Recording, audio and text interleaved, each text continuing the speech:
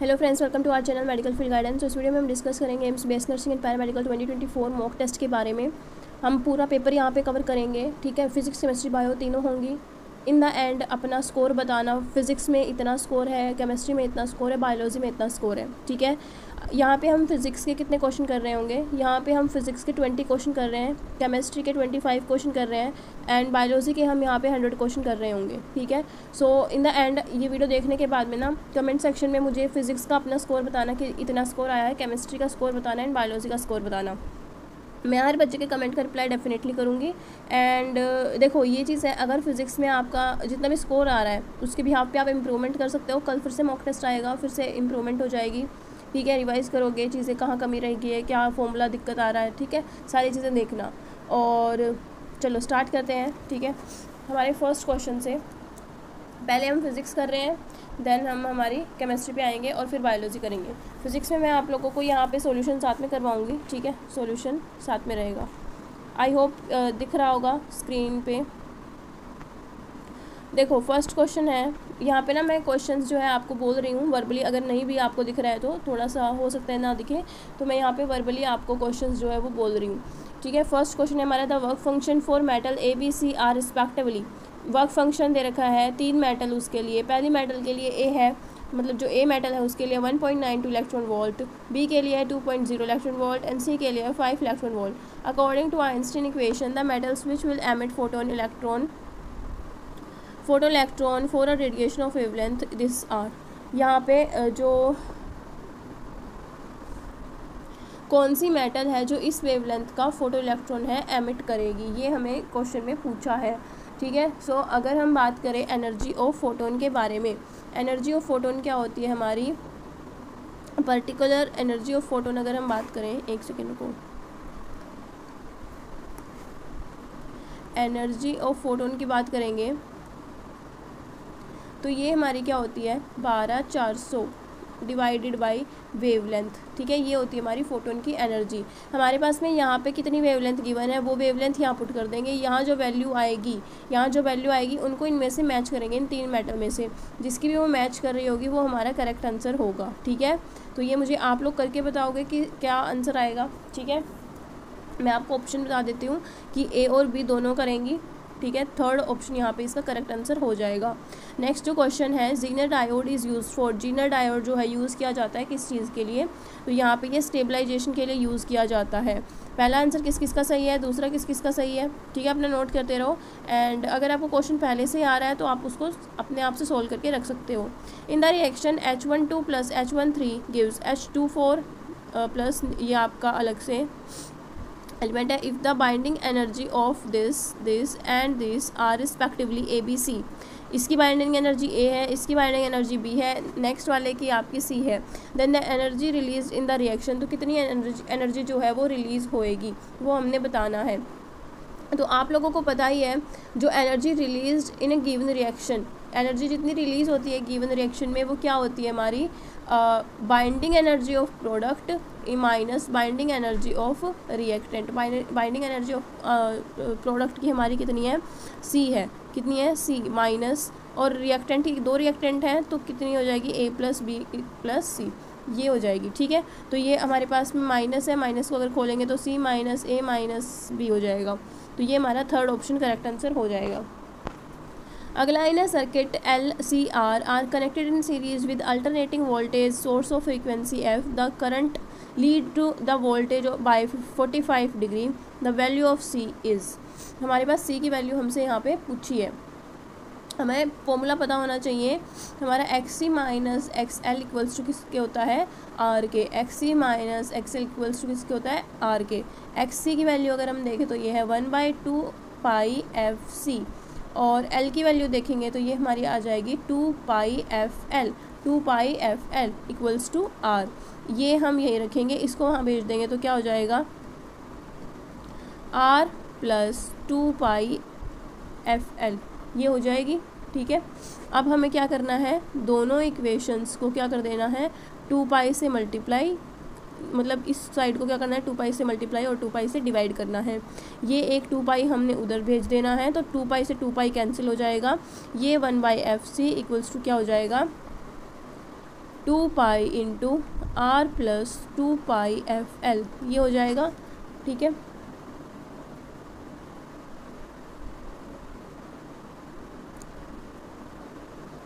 और अगर हम देखें 1/FC, यहाँ पे हम FC frequency of SC,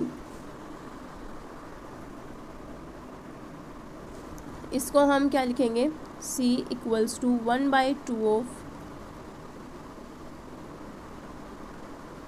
R plus 2 pi FL। तो इसका करेक्ट आंसर क्या हो जाएगा, एक सेकेंड रुको, थोड़ा सा इरेज करते हैं।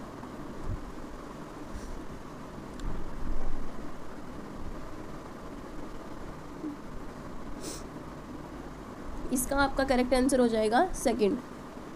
ठीक है, सेकंड यहाँ पे हमारा जो है इसका सही आंसर आ जाएगा। आगे बात करते हैं, विच of the flowing process is river, एक सेकेंड रुको, विच of the flowing process is reversible, कौन सी यहाँ पे जो प्रोसेस है वो रिवर्सिबल होएगी, तो यहाँ पे इसका करेक्ट आंसर हो जाएगा थर्ड ऑप्शन। आइसोथर्मल कंप्रेशन जो है वो हमारी क्या होती है, रिवर्सिबल रिएक्शन होती है। अगला क्वेश्चन है, 2 batteries, one of EMF 18 volt and internal resistance इतना, the other of EMF 12 volt internal resistance इतना, आर कनेक्टेड एज शोन।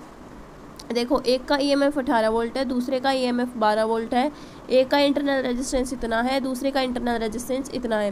क्या पूछा है, the voltmeter we will record a reading of, voltmeter जो है वो reading क्या निकालेगा। सो यहाँ पे फॉर्मूला याद रखना है आपको, reading of reading of voltmeter equals to क्या हो जाएगा, E1 पहली EMF इंटू पहला रेजिस्टेंस इंटरनल वाला, और E2 R1, E1 R1 sorry.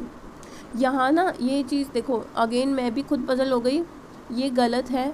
ध्यान क्या रखना है, E1 एक EMF आ रही है तो दूसरे का इंटरनल रेजिस्टेंस लेना है। ठीक है, दूसरी EMF आ रही है तो पहली वाली का इंटरनल रेजिस्टेंस लेना है अपॉन R1 प्लस R2। ये पॉइंट ध्यान में रखना है, तुम्हारा ये वाला क्वेश्चन कभी गलत नहीं होगा।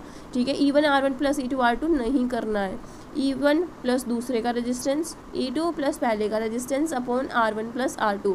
बस वैल्यूज़ पुट करो, आंसर आपका आ जाएगा। मैं करेक्ट आंसर आपका यहाँ पे बता देती हूँ। करेक्ट आंसर हो जाएगा आपका यहाँ पे थर्ड, 14 वोल्ट। ओके, अगले क्वेश्चन के ऊपर आते हैं। A 5 ampere fuse wire can withstand a maximum power of 1 watt in the circuit. The resistance of fuse wire, current given है, पावर गिवन है, रेजिस्टेंस उसने हमसे पूछा है। क्या हो जाएगा, power equals to I square into R।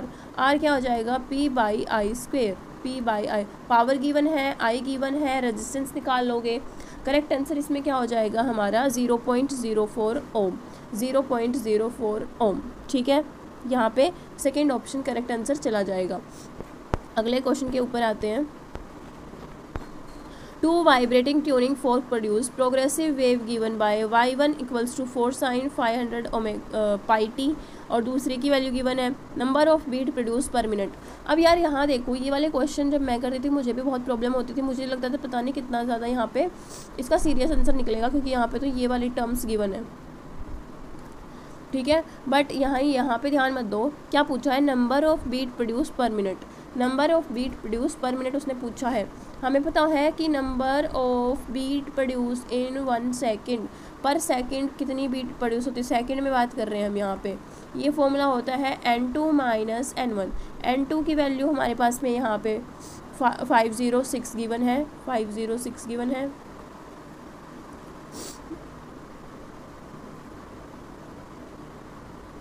देखो यहाँ पे N1 N2 अगेन थोड़ा सा यहाँ पे आपको ध्यान देना है। हमें 506 और 500 इसको क्या कर लेना है, हाफ कर लेना है, तभी हमारे N1 N2 की वैल्यू आएगी यहाँ पे, क्योंकि ये 2 पाई की वैल्यू गिवन है। किसकी वैल्यू है गिवन, 2 पाई। हमें वो वैल्यू नहीं लेनी है, हमें N1 N2 की वैल्यू लेनी है। ठीक है, सो यहाँ पे इनका हम हाफ करेंगे। 500 को करोगे 250 आएगा, इसको करोगे तो 203 आएगा। 253 आएगा, ठीक है। तो यहाँ पे हम क्या करेंगे, N2 की वैल्यू हमारी हो जाएगी 253 माइनस इसकी वैल्यू हो जाएगी 200, इसको हम क्या रख देंगे 3। यहाँ पे नंबर ऑफ बीट कितनी आ रही है, 3 आ रही है। अगर हमने देखो, अगर मैं स्टार्टिंग से जैसे मैं कर रही थी शुरू में, मैंने यहाँ पे 500 लिख दिया था, अगर मैं वैसे करती तो यहाँ पे मेरा कितना आंसर आता, 6। गलत हो जाता क्वेश्चन, क्योंकि अगर हम इसको किस मिनट में प्रोड्यूस करते तो 60 से मल्टीप्लाई करना पड़ता, तो ये 360 आता, यानी कि हमारा सेकंड आंसर चला जाता, जो कि गलत है। तो यहाँ पे इसी चीज़ का ध्यान रखना है, N1 N2 की वैल्यू आपको ध्यान में लिखनी है। यहाँ पे पाई के साथ में जो वैल्यू है उसका हाफ करो, N1 N2 की वैल्यू तुम्हारी आ जाएगी, उनको सब्ट्रैक्ट करो, जो वैल्यू आएगी, क्योंकि ये सेकंड में आई है, ठीक है, 3 आया था ना यहाँ पे, 253 माइनस 200 करोगे तो 3 आएगा। अब ये नंबर ऑफ बीट पर सेकंड है, अब हमें मिनट के लिए निकालनी है, तो मिनट के लिए हम कर देंगे 60 से मल्टीप्लाई, घंटे के लिए निकालना होगा फिर से 60 से मल्टीप्लाई करेंगे, ठीक है, इस तरीके से आएगा। अगले इसका करेक्ट आंसर देखो क्या हो जाएगा, इसका correct answer third 180 beat per minute, ठीक है। अगला हमारा क्वेश्चन है, a particle executing simple harmonic motion of amplitude 5 centimetre has maximum speed of 31.4 centimetre per second, the frequency of its oscillation. Frequency बताना है, एम्पलीट्यूड गिवन है, speed given है, ठीक है। फ्रीक्वेंसी क्या हो जाएगी हमारी, देखो वी मैक्स का हमें फॉर्मूला पता है, क्या होता है A इंटू ओमेगा, क्या होता है A इंटू ओमेगा, ओमेगा क्या होता है 2 pi into F, F is frequency. यहाँ वैल्यू पुट करेंगे, ठीक है, वैल्यू पुट करेंगे, यहाँ पे वैल्यू पुट कर दी। ऑब्वियसली आपके पास V गिवन है, एम्पलीट्यूड गिवन है 2, यहाँ पे F क्या हो जाएगा सॉरी 2 पाई एफ आ जाएगा, इसको हटा के, और एफ़ की वैल्यू निकालनी है, तो एफ़ क्या हो जाएगा V max upon A into 2 pi. अब यहाँ से इसको आराम से निकाल सकते हो सॉल्व करके, तो इसका आंसर क्या हो जाएगा हमारे पास में 1 हर्ट्ज। फर्स्ट क्वेश्चन करेक्ट हो जाएगा। The ratio of dimension of Planck's constant and that of the moment of inertia is dimension of. हमारे पास में क्या डायमेंशन निकालना है, किसका डायमेंशन गिवन है, मोमेंट ऑफ इनर्शिया का पता करना है, ठीक है। और हमें एक पहली चीज़ हमें क्या है, रेशो बताना है। रेशो किसका बताना है, डायमेंशन, किसके dimension, Planck's constant of moment of inertia के, h/i। h का तुम्हें पता है, i का तुम्हें पता है, ये तो देखो बहुत नॉर्मल सा क्वेश्चन है, आप निकालोगे जिसके साथ ये मैच करेगा, लास्ट में जो आंसर आएगा, लाइक इसका क्या आएगा t-1 आएगा, ठीक है, t-1 आएगा, यानी कि 1/t होता है t-1, तो ये 1/t क्या होता है, फ्रीक्वेंसी। फोर्थ ऑप्शन यहाँ पे हमारा सही चला जाएगा, ओके। अगले क्वेश्चन के ऊपर आते हैं। The movement of inertia of uniform circular disc of radius r and mass m about an axis passing through the edge of the disc and normal to the disc is. हमें यो circular disc given है, ठीक है, मास और radius given है, हमें बताना है मूवमेंट ऑफ इनर्शिया। तो इसका जो करेक्ट आंसर है 16 का, वो क्या हो जाएगा, थर्ड ऑप्शन, ठीक है, थर्ड ऑप्शन यहाँ पे करेक्ट हो जाएगा। आगे नेक्स्ट 17th क्वेश्चन है, copper has face centred cubic lattice with interatomic spacing equal to 2.54 angstrom. The value of lattice constant for this lattice is। 17th question, इसका answer हो जाएगा हमारा फर्स्ट ऑप्शन यहाँ पे करेक्ट हो जाएगा।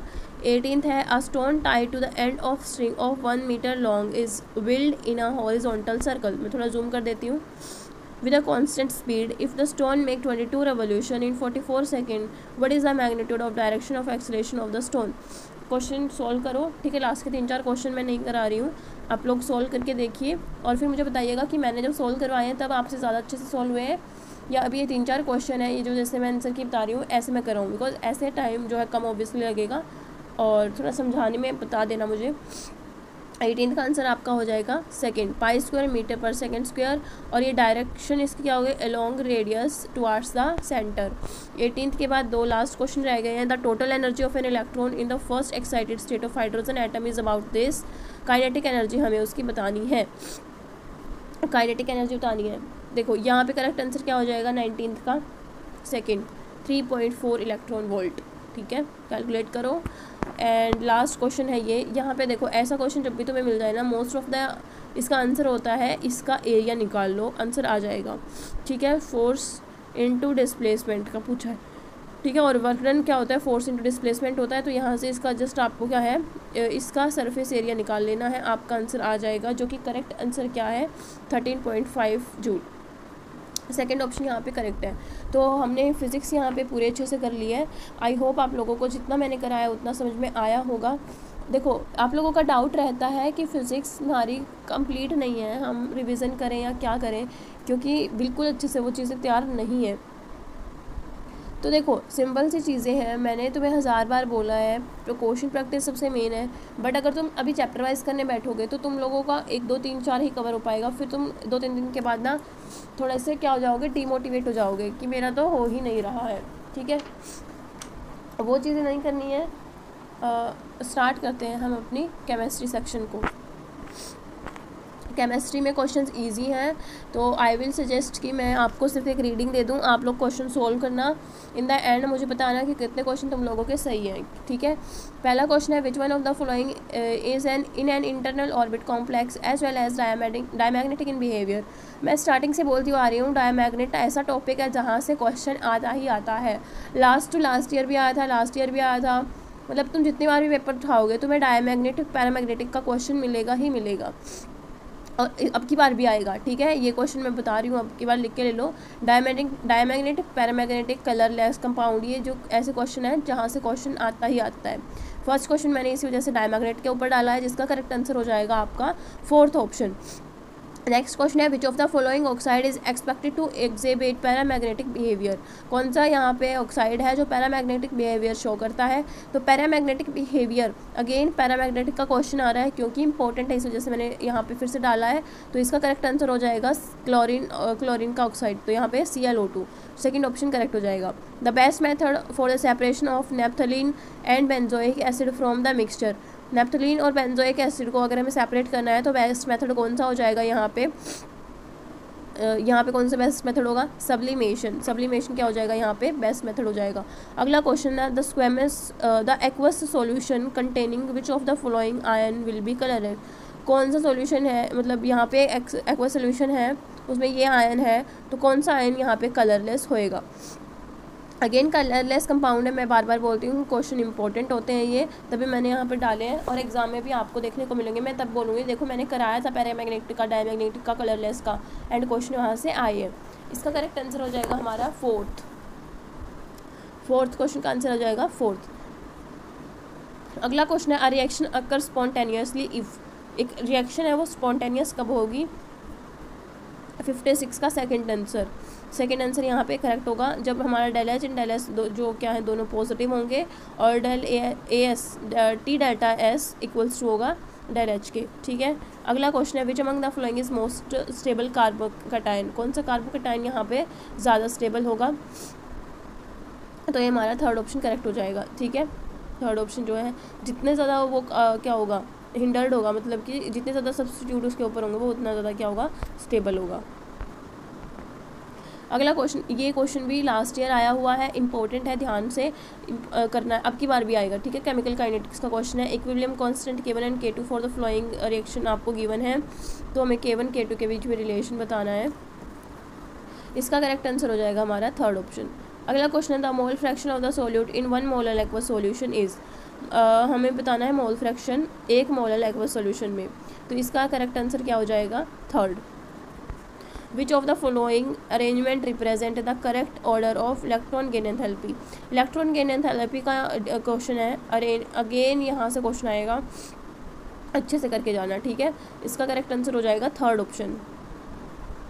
The vapour pressure of 2 liquids P and Q are इतना given है respectively. The total vapour pressure of solution obtain by mixing 3 mole of P and 2 mole of Q would be. इसका correct answer हो जाएगा 3rd option. ठीक है, important है, physical chemistry का question है। नेक्स्ट क्वेश्चन है हमारे पास में, the mass of carbon anode consumed in the production of 270 kilogram of aluminium metal from bauxite by the whole process is. इसका करेक्ट आंसर हो जाएगा फर्स्ट 90 kg।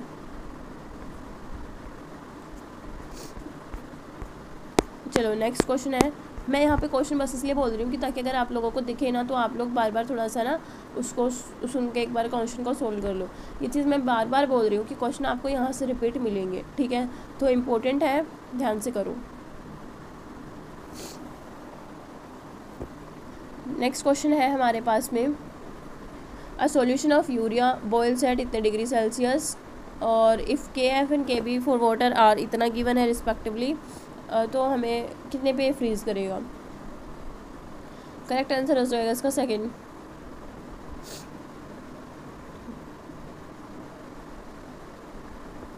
अगला क्वेश्चन है हमारे पास में, the energy of second Bohr orbit of, देखो यहाँ पे जितने भी क्वेश्चन हैं सारे बहुत आसान है। अगर अब आप लोगों को लग रहा होगा कि केमिस्ट्री मुश्किल है कंपैरेटिव टू फिज़िक्स, क्योंकि फ़िज़िक्स मैंने आपको सॉल्व करके कराई है, मैं बस देखना चाहती हूँ। अगर तो मुझे लगा कि बच्चों का रिस्पॉन्स आया है कि केमिस्ट्री भी दीदी आप सॉल्व करा के कराओ, तो आई विल ट्राई कि मैं आपका नेक्स्ट वीडियो में उसको सॉल्व करा के करा दूँगी, जैसे कि मैंने फ़िज़िक्स कराई है। बट अगर ऐसे रीडिंग वाला ठीक है तुम लोगों के लिए, क्योंकि तुम्हें सिर्फ प्रैक्टिस करनी है कि हमें क्वेश्चन मिल जाए, आंसर मिल जाए, हम लास्ट में पता चले इतने मार्क्स आ रहे हैं हमारे, तो वो भी ठीक है। Next question 13th, the energy of second Bohr orbit of the hydrogen atom is -328 kilo joule per mole, hence the energy of fourth Bohr orbital would B.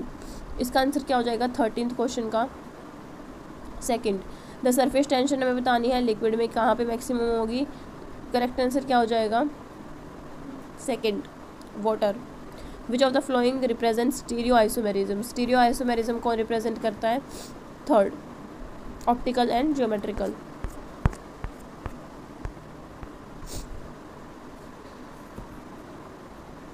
अगला, विच of the flowing undergo nucleophilic substitution, SN1 का ये question भी आता है, last to last year भी आया हुआ है, S1 SN2 रिएक्शन पे पूछा जाता है। तो SN1 मैकेनिज्म के अकॉर्डिंग यहाँ पे आपका कौन सा है जो न्यूक्लियोफिलिक सब्स्टिट्यूशन में जाएगा,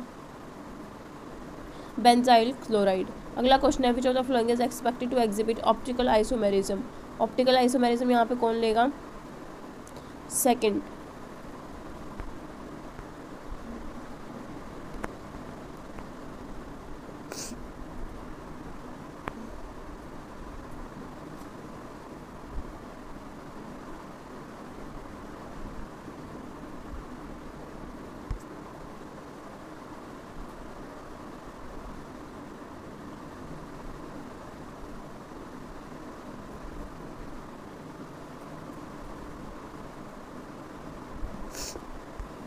अगला क्वेश्चन है, the correct order in which oxygen bond length increases in the following. Oxygen bond length यहाँ पे हमारी कहाँ पे इंक्रीज होगी, सेकंड वाले में, सेकंड वाला आपका करेक्ट हो जाएगा। सबसे ज़्यादा H2O2 में, फिर O3 में, फिर ऑक्सीजन में। विच of the flowing molecule has trigonal planar geometry, कौन सी में होगी हमारी ट्राइगोनल प्लेनर जियोमेट्री,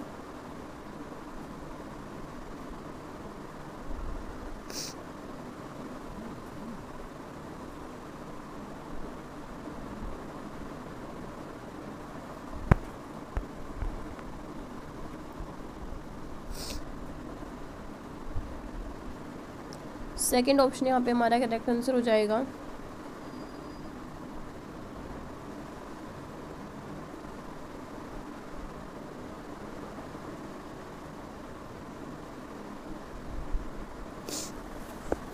नेक्स्ट है हमारे पास, the main reason for large number of oxidation state exhibited by the actinoids than the corresponding lanthanoid.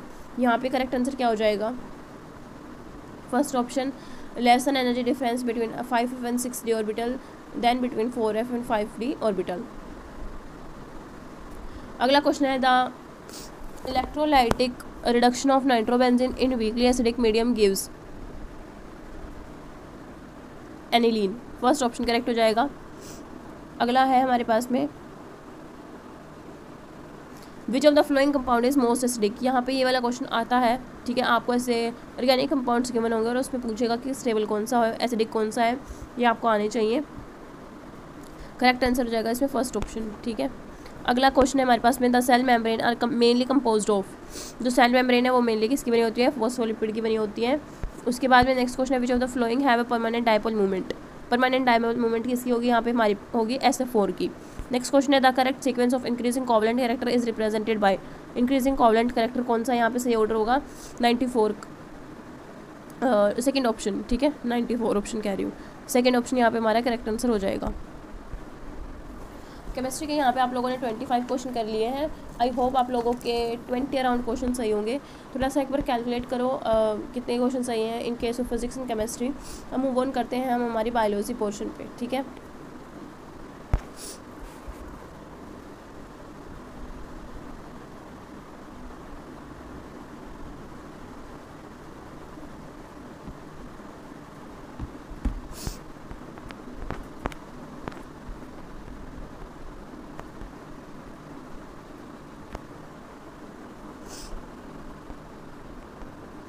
During which stage in the complete oxidation of glucose are the greatest number of ATP molecule formed from ADP। यहाँ पे कौन सी आपकी oxidation की state रहेगी जिसमें ADP से सबसे ज़्यादा ATP बनते हैं। सो इसका करेक्ट आंसर हो जाएगा हमारा electron transport chain, third option correct answer हो जाएगा। नेक्स्ट है ectophloic siphonostele is found in, ectophloic siphonostele is found in, ये आपके कहाँ मिलते हैं। 103 का करेक्ट आंसर हो जाएगा ऑस्मुंडा एंड एक्विस्टम में, ठीक है। आउट ऑफ NCERT है, आई नो। देखो आप लोगों का काफ़ी डाउट रहता है दीदी, बहुत सारे क्वेश्चन टेस्ट में भी होते हैं कि आउट ऑफ NCERT होते हैं। आप एम्स का एग्ज़ाम दे रहे हो, 30 में से मैं ये नहीं कह रही कि आपके बहुत सारे क्वेश्चन होंगे, बट 2 to 3 क्वेश्चन आपको डेफिनेटली आउट ऑफ NCERT मिल सकते हैं, तो उनके लिए प्रिपेयर रहो, ठीक है। अब ये नहीं है कि आप लोग उनको छोड़ दो क्योंकि वो तो आउट ऑफ NCERT है, वो ज़रूरी है करने, बट मेन फोकस NCERT पे रखना है, ठीक है। सो ऐसे क्वेश्चन है जो आपको लग रहा है कि आउट ऑफ NCERT है इन टेस्ट ऑल्सो, क्योंकि इतने क्वेश्चन तो नहीं डालते हैं, तो वो अच्छे से अपना नोट कर लिया करो। नेक्स्ट है G6P dehydrogenase deficiencies associated with haemolysis of, किसके हीमोलाइसिस से आपको ये रिलेट कर रहा है, ये हमारा RBC के हीमोलाइसिस से रिलेट कर रहा है। Again out of NCERT I know, but still आपको अच्छे से करना है।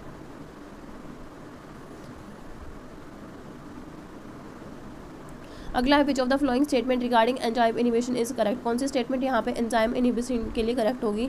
Competitive inhibition is seen when the substrate and inhibitor compete for the active site on the enzyme.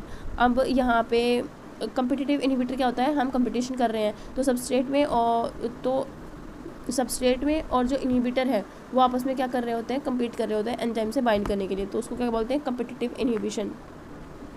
In contrast तो यहाँ पे थर्ड ऑप्शन करेक्ट हो जाएगा। In contrast of annelids that platyhelminthes show, annelids और प्लेटीहेल्मिन्थ्स क्या show करते हैं जो कि एनिलिड्स में के कंट्रास्ट में होता है। सो ये यहाँ पे करेक्ट आंसर क्या हो जाएगा, absence of body cavity, body cavity इनमें नहीं होती है, प्लेटीहेल्मिन्थ्स में जो बॉडी कैविटी है वो नहीं होती है। विच तो फर्स्ट ऑप्शन करेक्ट हो जाएगा। विच of the flowing represent edible part of fruit of लीची, कौन सा है जो एडिबल पार्ट है लीची में, हमारा जूसी एरिल, जूसी एरिल क्या हमारा क्या हो जाएगा,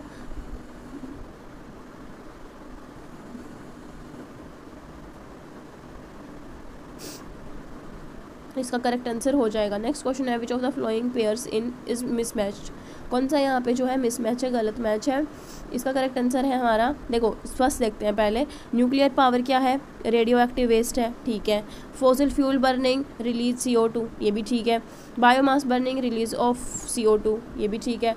तो हमारा रह क्या गया, solar energy green house effect, ये हमारा गलत हो जाएगा। सेकंड का क्या है, सेकंड गलत हो जाएगा, तो 108 का क्या हो जाएगा, सेकंड। अब हम बात करते हैं 109।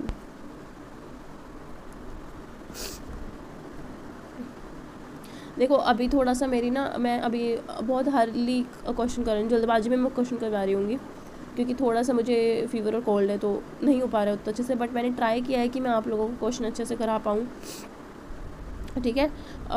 मैं ना ये PDF आप लोगों को टेलीग्राम पे शेयर कर दूँगी, तो आप बायोलॉजी के क्वेश्चन उसमें रहेंगे, सिर्फ बायो के क्वेश्चन आप वहाँ से कर लेना, क्योंकि बायो के क्वेश्चन आर मच ईजी, ठीक है, then compare to physics and chemistry. और कल से फिर मैं फिजिक्स केमिस्ट्री आपकी डिस्कस करवा दिया करूँगी और बायोलॉजी आपकी डायरेक्ट टेलीग्राम पे ही आ जाएगी, ठीक है। तो ये आपकी जो बायो है वो आपको टेलीग्राम पे मिल जाएगी, वहाँ से ले लेना, मुझे अपना बता देना सॉल्व करके टेलीग्राम से भी, इवन केमिस्ट्री फिजिक्स का बता देना इस वीडियो में कि केमिस्ट्री फिजिक्स का आपका इतना सही रहा है, इतना गलत रहा है, जो भी था, ठीक है। Thank you for watching this video and coming again, please इसको शेयर करो ताकि ज़्यादा से ज़्यादा बच्चे देखें, क्वेश्चन सही करें। डेफिनेटली आप लोगों को देखो यहाँ से रिपीटेड क्वेश्चन मिलेंगे, मैं लिख के दे रही हूँ, ठीक है।